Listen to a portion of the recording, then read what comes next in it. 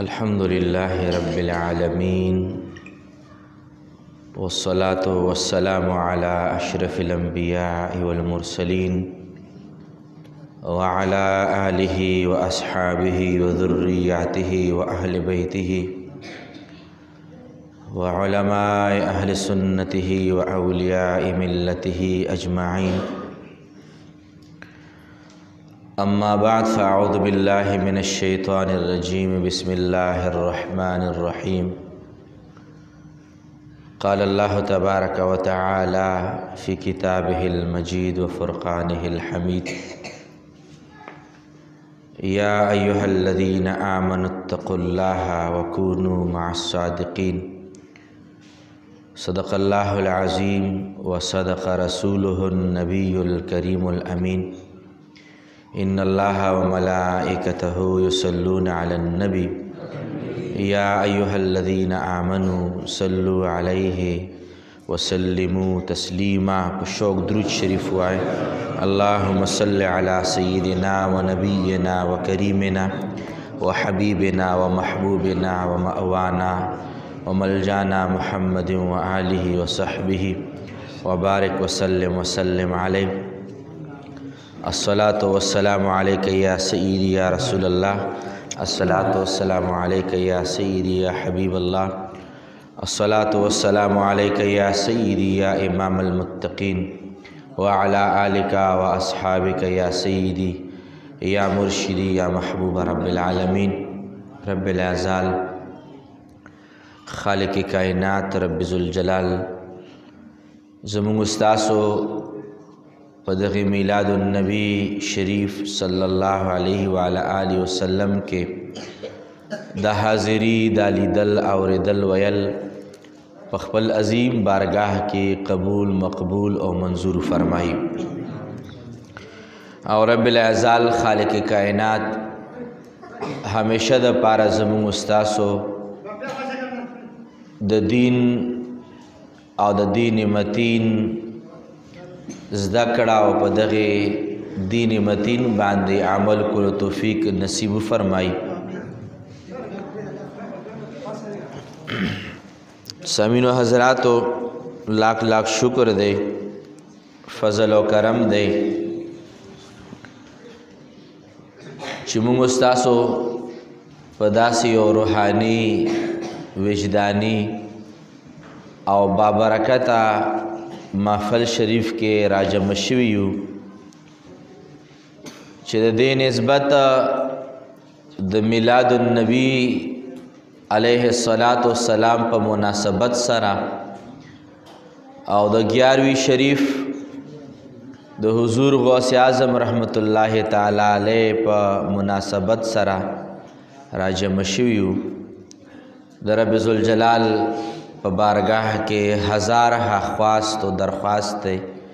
च अल्लाह करीम द मुंग उस्तासो द हुज़ूर मुबारक अलैहिस्सलातु वस्सलाम मुबारक कामिल मोहब्बत दाग़ी मुबारक व कामिल इताअत और दुई मुबारक व कामिल शफ़ाअत नसीब फरमाई।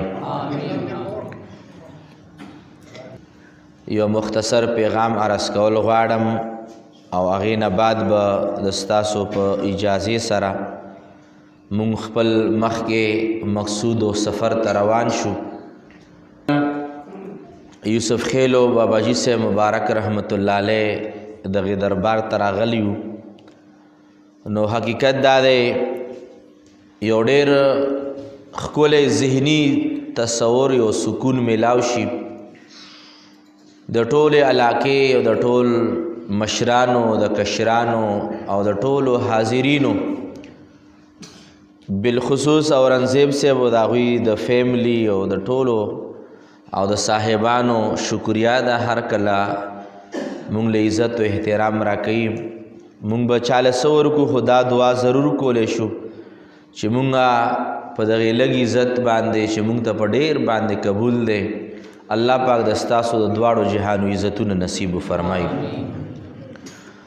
हाज़िरीनो फ़ितनो पर दौर के मुंग नास्तियू द मशरान शेखान साहिबान चिकम नास्ती दुई तब अंदाज़ा लगी چې د مونږ دور څومره ښکلی او پاک و صادق دور و او اوس څومره د فتنو دور دی، څومره د فسادونو دور دی، څومره د بدنیتو دور دی او څومره د شر او د فساد او د حسد دور دی. حضرونو یاد ساتئ که چرې د ستاسو مشران د خپل هغه پاک دور خو تاسو راوستی نشئ، خو هغه پاک دور ذهنیت سازی خپلو بچو له کول غواړئ او خپلو نوسو له کول غواړئ، نو لازمي خبره دا ده چې کال په کال باندې او په مختلفو مناسبتونو باندې د حضور مبارک په نامه باندې میلادونه کول پکار دي. هغې ټولو نه غټه وجه دا ده، ټولو نه غټ برکت او فایده به دا وي چې تاسو کله دلته په دغې جومات کې او په دغې د الله د ولی په دغې دربار په خوا کې د الله پاک او د نبی پاک د یاد دپاره خلق را جمع کوئ، نو واضح ده دا خبره چې کم خلق په داسې محافلو کې کینی د ستا بچی نوسا نوسی کینی یا د ستا بچی نسل در نسل به د الله پاک او د نبی پاک مبارک د در نه مستفید بوي. بیا به د ستاسو د بچو د نسل در نسل عقاید نظریات اعمال دا به نه بګړاویږي چې کله د موږ ستاسو په مساجدو په جوماتونو کې په مختلفو موقعو باندې زموږ ستاسو داسې محافل مانځلی کېږي او منعقد کېږي، دا د موږ ستاسو دپاره باعث د هدایت ذریعه ګرځېږي. چونکې زموږ ستاسو د مشرانو که چېرې ستاسو ډېر خواږه مشران ناست دی، که چېرې تاسو زموږ د لنډي کوتل صاحبان وګورئ، که زموږ ستاسو د مانکي شریف صاحبان وګورئ، که موږ ستاسو د ډاک باباجي صاحب رحمت الله علیه مشرانو درس وګورئ، هغوی موږ له عمدات درس راکړی چې تاسو په مختلفو مواقعو باندې د الله پاک په یاد کې را جمع کېږئ، د حضور مبارک په یاد کې را جمع کېږئ، د اولیاء کرامو د عرس په نامه باندې په یاد کې را جمع کېږئ، د 11وی شریف په یاد کې را جمع کېږئ. هغوی مشرانو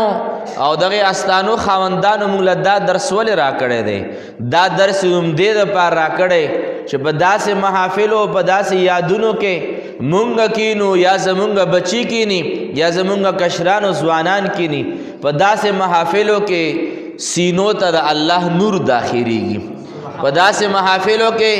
د حضور مبارک محبت د خلقو سینو ته داخلیږي، په داسې محافلو په ناسته کې د اولیاء کرامو اتباع او اطاعت د خلقو سینو کې داخلیږي. داسې محافلو ضرورت دی او هر کله زه دا خبره په مختلفو ځایونو کې کول غواړم چې نن سبا په دغې دور کې، نن سبا په دغې فتنو په دور کې د بچو دپاره که چېرې مونږ د نجات ذریعه ګرځو او خپل بچی په نیغه لار باندې روانول غواړو، نو دوه کارونه ډېر ضروري دي. یو کار دا ضروري دی چې خپل بچی او خپل نسل د نسل دپاره به ته دا سوچ لرې چې زه خپل بچی نیکو مجالسو له بوزم، او دویم د نجات ذریعه دا ده چې د نیکو مجالسو سره سره خپل بچی د نیکانو خلکو صحبت له بوزم. دا دوه د نجات یو دوه لارې دي چې دا زمونږ دپاره هم نجات کیدی شي، زمونږ د بچو دپاره هم نجات کیدی شي. د دې د وجې نه زمونږ ته مشرانو دا طریقه پرېښودې ده چې دربارونو کې مونږ صاحبان ناست دي او هغو له مونږ ځو راځو، هغه هم د نجات لار ده. او بیا دا درس راکړی چې که چېرې څوک زمونږ خانقاه له څوک هر څوک نشي راتلی، څو به یو علاقې نه بلې علاقې له خانقاهګانو له او دغې لویو لویو استانو له د خلکو به هر چا به وس او دس رسیږي، لا به نه رسیږي. مونږ ته یې دویمه طریقه پرېښوده چې که هغې خلکو ناستو له نشي تلی، د چا دپاره چې کوم دا مجالس جوړ دي، د چا په یاد کې چې جوړ دي، هغې مجالسو له خپل بچي راولئ، خپل هم راشئ، هلته هم درته خیر ملاویږي او دلته هم درته خیر ملاویږي. یاد ساتئ دا زمونږ د مشرانو همدا درس دی او همدا درس د تاسو ته عرض کول غواړم، همدغه پیغام تاسو ته عرض کول غواړم. تاسو په رب باندې یقین وکئ چې هغه فتنو دور دی، هغه د ظلمت دور دی، د تاریکو دور دی، دارنګې د تیارو دور دی چې بیا به داسې دور به راشي چې خلک به بیا خپل بچي او خپل د پلار او د خپل مور په منځ کې به تمیز ختم شي څه ناڅه اوس هم لا ختم شوی دی خو داسې دور به بیا راشي چې بیا کم په مغربي ممالکو کې کم دور پروت دی چې بچی وي بچي خپل مور پلار بوډا مور او پلار د بچی په کور کې اوسیږي او د مور او پلار نه کرایه اخلي دا مغربي دنیا ده داسې وي چې زامن دی او پلار یې مالداره وي زامن د خپل پلار په کرایه په کور کې اوسیږي او داسې هم دی مغربي دنیا کې او دارنګه چې هغه د کوم د ګمراه اسباب زموږ تاسو دپاره میسر کوي پلار یې دی او بوډا دی حد درجې بوډا دی او د زوی دی هغه دوه بنګلې دی یو کې دی خپله اوسیږي او په بل کې یو دوه سپي اوسولی دي سپي پکې اوسیږي خو پلار یې بل چا سره په کرایه باندې اوسیږي او په دغې کور کې د پلار دپاره ځای نشته دی د سپو دپاره ځای شته چې هغوی ته پی میلاویږي هغې ته خوراکي میلاویږي خو لیکن د پلار دپاره په هغې کې ځای نشته او پلار ته وایي چې که د ما کور له راځې نو څه به د سپو دپاره کور دی کمرې دي او تا دپاره هم کور کې کمره در کولی شم خو لیکن پلاره کرایه به راکوې هغه مغربي چې کومه نسل در نسل د هغوی دا سوچ او فکر روان دی دا آرام سره سوشل میډیا او د میډیا او دغه موبایل په ذریعه باندې موږ ته منتقل کیږي لګیا دی خو یاد ساتئ که چېرې دغې ګمراه کن حرکاتو نه او دغې ګمراهۍ د اسبابو نه او دارنګې د بددینه خلکو د حرکاتو نه د هغې د نظریاتو نه د هغې د اعمالو نه ځان بچ کول غواړئ دارنګې تاسو خپل بچی بچ کول غواړئ هغې دپاره موږ ته خپلو صوفیه کرامو دوه طریقې پرېښودې دي یا خلک نیکانو له ورشي او یا د نیکانو په نامه چې کم مجالس جوړ شي یا په هغه مجالسو کې خپل هم کښېنه بچو ته هم د هغې د ناستې درس ورکه بیا د ستا بچي کله ګمراه کېدی نه شي چې په داسې مجالسو کې د خدای پاک تعلیمات واوري د حضور مبارک احکامات واوري د اولیاء کرامو روشن چې کم تعلیمات پرېښودي د هغه واوري بیا دا بچي ډېر په اله اسانه باندې نه ګمراه کېږي نو دې د وجې نه په دغې دور کې زما په سوچ باندې په دغې دور کې که څوک دا وایي چې زه صدقې وکم او زه دا وکم او زه دا وکم زه وایم ټول نه غټه صدقه دا ده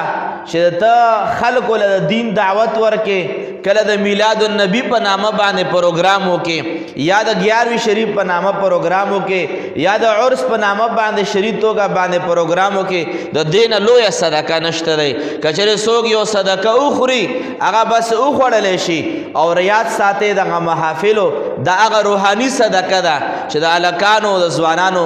د ذهن سازي پکې کېږي د هغوی اخلاقو تربیت پکې کېږي او کله چې د الله تبارک وتعالی د کلام پاک نه او د حضور مبارک د حدیث مبارکو نه او د اسلافو د اقوال زرینو نه کله د موږ ستاسو غوږونه تلذذ واخلي سینې زموږ روښانه شي یاد ساتئ بیا دا خلک ګمراه کېږي نه خو زه به دا ووایم چې که چېرې زموږ ستاسو نظریات زموږ ترتیباتو کې زموږ په اخلاقیاتو کې کله هم زوال راځي د هغې زوال به ټول نه غټه وجه به دا وي چې موږ به د الله دین له ټیم نی ورکړی موږ به د الله تبارک وتعالی په نامه باندې او د حضور په نامه باندې چې کم پروګرامونه جوړیږي هغې کې به موږ ناسته نه وي کړې اسې تاسو نه پوښتنه کومه مصاحبان هم موجود دي مخکې به چې کله د جمعې تقریر به کېدو په دا مخکې صفونو کې به د ښکلو ګیرو والا شیخان به ناستو تسبیح به ورسره وي الله الله به کول او د جمعې تقریر نه نیمه ګنټه مخکې به خلک حاضر وو او اوس چې کله فرض جمع ودرېږي درب دروب شام مخه جوړ شي په جومات کې او په جمع باندې ودرېږو هغه تعلیمات د جمعې ورځې موږ نه لاړل زموږ ذهن سازي کمزورې شوه زموږ د الله او د الله د رسول د تعلیماتو نه لرې پاتې شو نو زموږ اخلاقو کې په کردار کې په عاداتو کې حد درجه ضعف راځي زما مقصد او پیغام دا دی حاضرینو چې که چېرې دلته تاسو اجتماع وکړه او دلته موږ راجمع شو دا ډېر یو لوی کار دی ډېر زیات لوی فواید دي او هغه خلک د فتوې نه لګوي په داسې محافلو باندې چې دا نشته او دا نشته او دا نشته یاد ساتئ زه وایم چې دا که نه هم د دغې وخت ضرورت دی چې وشي او داسې محافلو کې د موږ ستاسو ناسته وشي او زه به دا خبره ضرور وکړم چې د حضور غوث اعظم رحمت الله علیه مبارک په نامه باندې دا 11وی شریف یا د حضور مبارک په نامه باندې دغه میلاد شریف را جوړ دی هغې تعلیمات مونږ واورو د هغې کردار اخلاقیات مونږ واورو ضرور د انسان په زندګۍ کې تبدیلی راځي ضرور د انسان په سوچ و فکر کې تبدیلی راځي حضور غوث اعظم رحمت الله علیه مبارک ماخوستن مونځ نه بعد روان دی ماخوستن جمع وکړه جمع نه بعد به دوی مبارک و درس و تدریس فرمایلو علماء ته پته ده چې کله به درس ختم کو د ماخوستن په دغې یو لمحه کې حضور غوث اعظم رحمت الله علیه مبارک روان دی او داسې ځنګل طرف ته پټو طرف ته دشت بیابان طرف ته لاړو حضور غوث اعظم رحمت الله علیه چې کله د خلافت او د عظیم د غوثیت په دغه منصب باندې فائز شو هغوی مبارک یو خپل جوداګانه یو انداز یو لباس هغوی مبارک به جوبه شریف اچوله چې کله حضور غوث اعظم رحمت الله علیه داسې په ځنګل کې روان دی نو یو دو کسانو ډاکوانو غلا غلچکی ناستو چې کوم لوټمار کوي په دا لارو کې شپې ناست وي نو اوس لکه څنګه دا موبایل نو والا دی چې بس ګرځې را ګرځې در ناخلي شپې دارنګې دا دوه کسان ناستو خپل منځ کې وایي چې دا کس خو یوازې روان دی او ډېره ګرانه جوبه یې اچولې ده او د شپې په دغې په توره تیاره ماخوستن کې د لرې نه پړک پړک وهي دا به ډېره زیاته ګرانه وي او قیمتي به وي نو لحاظه دا بل ملګري ته وایي چې حمله پې نه کوو چې څنګه دغې دواړو کسانو حضور غوث اعظم رحمت الله علیه خپل مقصد د پار روانو په شا باندې دوی دواړو ور ټوپ کړل او جمپ په وهلو او چې کله د جوبه ترېنه راښکله نو حضور غوث اعظم رحمت الله علیه د جوبه داسې په ولو کې اوږو کې ټینګه ونیوه او دا دواړه کسان یې ته راکاږي حضور غوث اعظم رحمت الله علیه شاته ګوري نه او لاسونه یې اوچت کړل ویې فرمایل رب کریمه دا کم کسانو چې د ما په جوبه باندې منګول لګولې ده او ما جوبه کلکه نیولې ده خدای پاک قیامت په ورځ باندې د ما د جولې پورې داسې ټینګ ونیسي سبحان الله خدای پاک لکه څنګه دغې دواړو کسانو د ما په دغې جوبه باندې منګول لګولې ده د دوی د ما په لاسونو باندې منګول نصیب کې چې د قیامت په ورځ باندې د دوی لاسونه کلک د ما لاسونو پورې داسې نښتې وي لکه څنګه د ما جوبې پورې اوس نښتې دي چې کله حضور غوث اعظم رحمت الله علیه دا دعا وکړه او شاته یې راوکتل دواړه په ژړا باندې شول په همغه وخت کې توبه وویسته او د خپلې زمانې قطبان اولیاء کرام ترېنه وګرځېدل نعرې تکبیر نعرې رسالت نعرې رسالت تاجدار ختم نبوت حاضرینو ما مقصد په دغې خپلې مدعا بیانولو کې ده حاضرینو زموږ ستاسو حضور غوث اعظم رحمت الله علیه مبارک په نامه باندې یا د حضور مبارک علیه الصلاۃ والسلام په نامه باندې چې مونږ راجمع شو زموږ مقصد هم دغه دی چې د داسې درګاهونو باندې منګولې ولګوو د داسې درګاهونو سره مونږ تعلق جوړ شي د داسې درګاهونو په تعلیماتو باندې مونږ عمل وکړو او د دغې لوی لوی خلکو چې کم وقار دی کم عزت دی د هغوی مبارکو چې کم تاجونه خدای پاک چاله د ولایت ورپسر کړي د چاله د قطبیت ورپسر کړي د چاله د غوثیت ورپسر کړي د چاله د صحابیت ورپسر کړي او د چاله د حضور مبارک له د تمامو رسولانو د امامت تاج ورپسر کړي مونږ په دغه محافلو کې مقصد هم دای چې خپلو بچو ته او نسل در نسل ته د هغوی وقار ورته معلوم شي د هغوی عزت ورته معلوم شي او د هغوی په وقار او په عزت کې زمونږ ته د دنیا خیر او برکت ملاو شي حاضرینو حضور غوث اعظم رحمت الله علیه مبارک کچره تعلیماتو باندې مونږ خبرې وکړو او مقصودی هم دغه تعلیمات دي کرامات چې دا یو ثانوي سیز دی دا یو دویم نمبر سیز دی د حضور غوث اعظم رحمت الله علیه دا د صحابه کرامو اولیاء کرامو تعلیمات دا په صف اول والا سیز دی حضور غوث اعظم رحمت الله علیه مبارک یو لار باندې روانو او چې یو کس یې وکړو ډېر پریشان حال ناست دی پریشان حال ناستو ورته وی چې صاحب ولې پریشان یې هغه ورته عرض وکړو چې حضور پریشان ځکه ناست یم دا نیر دی او په دې باندې کشته چلیږي او پیسې را سره شته نه او دا کشته والا ملاح چې دی دا ما فری بوزي نه په ټینشن کې ناست یم چې اوس به څه کېږي. حضور غوث اعظم رحمت الله علیه مبارک لا په همدغه وخت کې چې دا کس دا خبره واورېده نو چا ولا یو 10 روپۍ ولا راوړې جی حضور والا دا نذرانه او تحفه قبوله کا هغه یې راواغستې او دغې غریب کس لی ورکې چې دا واخله او یو جمله یې ورته وویله چې دا واخله خپله کرایه هم په وکړه او چې تا کرایې نه کمې باقي پیسې پاتې شي دا کشتۍ والې له ورکه او کشتۍ والې ته ووایه چې په دغه کې د ما کرایه هم کټ کا او دا نورې پیسې در سره کېده که بیا داسې کسان دلته راځي چې چا سره کرایه نه وي هغو خلکو په کرایه کې کټ کوه چې څوک راځي او کرایه ورسره نه وي. سبحان الله. دا هغه تعلیمات دي چې حضور غوث اعظم رحمت الله علیه مبارک موږ ته پرېښودي دي. همدغې تعلیماتو ضرورت دی په دغې دور کې او دا تعلیمات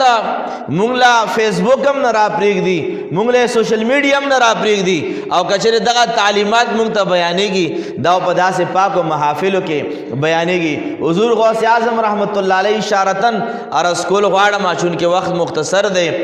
اور مانا بعد هم علماء کرام خطابات فرمائی. حضور غوث اعظم رحمت الله علیه لار کې روان دی او دا ماشومانو په خپل منځ کې سره لوبې سره کولې نو هغه بعضې کسان سره پارټي اچوي سبا به ته کور نه روټۍ راوباسي موږ ټول بېخرو بله ورځ ستا نمبر دی او بله ورځ ستا نمبر دی. یو ماشوم دی او د هغه نمبر او ماشومان دی لوبې سره کوي او چې د چا کم ماشوم نمبر دی په لوبو کې مصروف شو. حضور غوث اعظم رحمت الله علیه سره د خپل غلام مریدینو تېرېدو نو دا ماشوم ورته وایي اے بابا راشه دا 2 روپۍ در سره واخله مونږ لږې لوبې کوو او د ما نن نمبر دی چې دغې ماشومانو باندې زه نن خوراک وکړم ته لاړ شه بازار له دغو لږو خوږه سودا راوړه مونږ به درته لوبې کوو. حضور غوث اعظم رحمت الله علیه ورته په خندا شو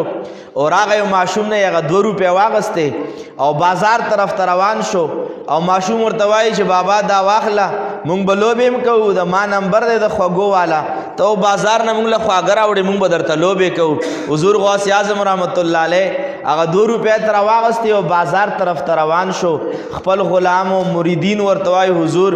دا مال راکې تاسو ودرېږئ ماشومان ته څه پته ده چې دا چاله مه چې روپۍ ورکړې دا غوث اعظم رضی الله تعالی عنه دی.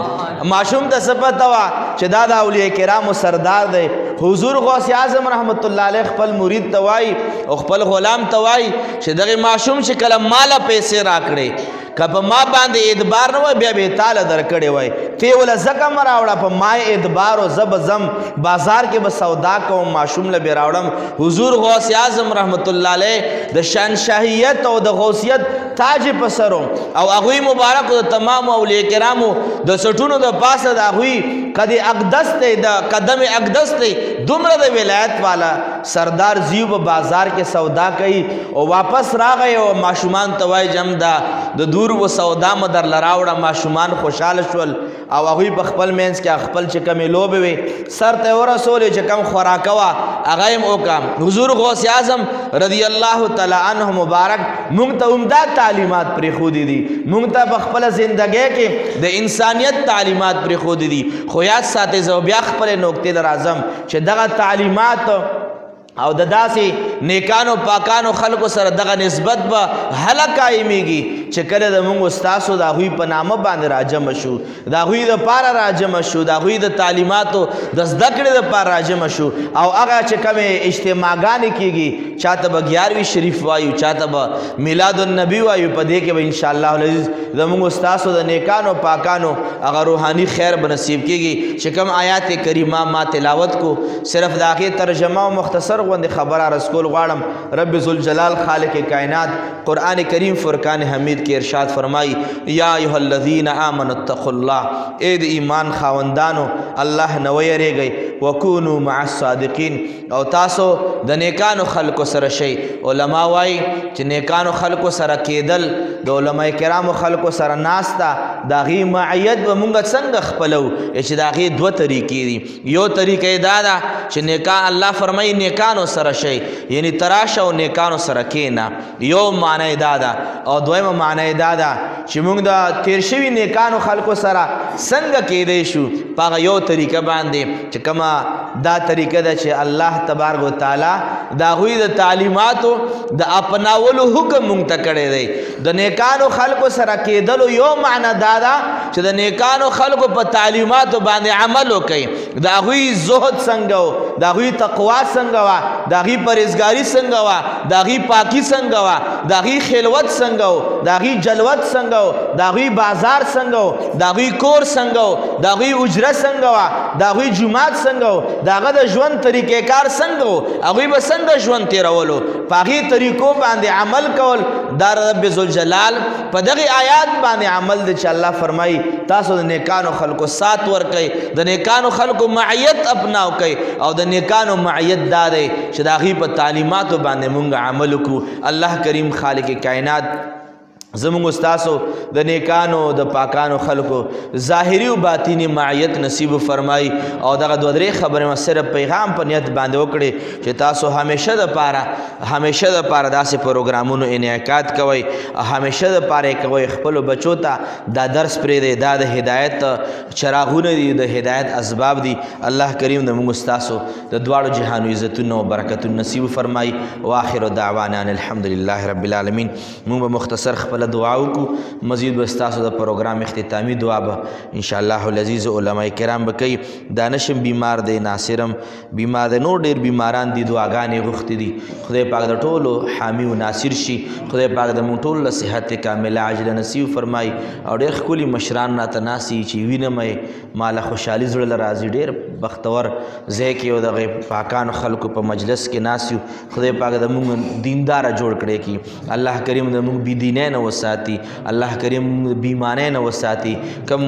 مشران دي شیخان دي کورونو کې دي اسپتالونو کې دي ماشومان او مشران نارینه او زنانه دي بیماران دي خدای پاک د ټول له صحت کامله عاجله ور نصیب کړي څوک قرضداري قرضونه دي الله خلاص کړي او د چا هر قسمه ستونزې او تکالیف دي الله پاک د ټول تکالیف ختم فرمایي او اورنګزیب بی سره هم مونږ سلام او دعا ډېره وي اوس ورسره په رابطه کې هغوی ته هم دعا وکړي سره د ټولو مسافرو دي الله پاک خیر و عافیت والا زندگی نصیب فرمائی اللهم صل علی سیدنا محمد و آلہ و اصحابہ اجمعین برحمتک یا ارحم الراحمین.